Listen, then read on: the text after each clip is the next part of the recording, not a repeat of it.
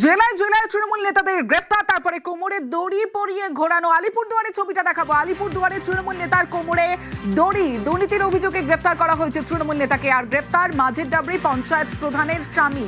আর তারপরে মানস রায়কে কোমরে দড়ি বেঁধে ঘোরালো পুলিশ এবং কেন্দ্রীয় বাহিনী। যে ছবি আমরা দেখছি, রাজকুমার রয়েছে আমার সঙ্গে। রাজকুমার, একদমই তমশ্রী, দেখো এই যে মানস রায়, যিনি তৃণমূল কংগ্রেসের যে মাঝিরকান্দি গ্রাম পঞ্চায়েতের যে প্রাক্তন প্রধান, সেই প্রাক্তন প্রধানের কিন্তু স্বামী, গতকালকেই পুলিশ তাকে গ্রেফতার করে। বিভিন্ন সরকারি প্রকল্পের টাকা নয় ছয়, এলাকায় হুমকি মারধর সহ একাধিক অভিযোগে তাকে গতকালকে গ্রেফতার করে হেফাজতে নেয় পুলিশ। আজকে কিন্তু তাকে দেখা গেছে যে একেবারে কোমরে দড়ি বেঁধে এলাকায় ঘোরানোর জন্য। যদিও এই বিষয়টি নিয়ে জেলা যে পুলিশ কর্তারা আছেন তারা পরিষ্কার জানিয়েছেন যে কোমরে দড়ি বাঁধার কারণ হচ্ছে এই ঘটনার যে পুনর্নির্মাণ, অর্থাৎ যে অভিযোগগুলো উঠেছে সেই অভিযোগগুলো পুনর্নির্মাণ করছে তদন্তের স্বার্থে পুলিশ।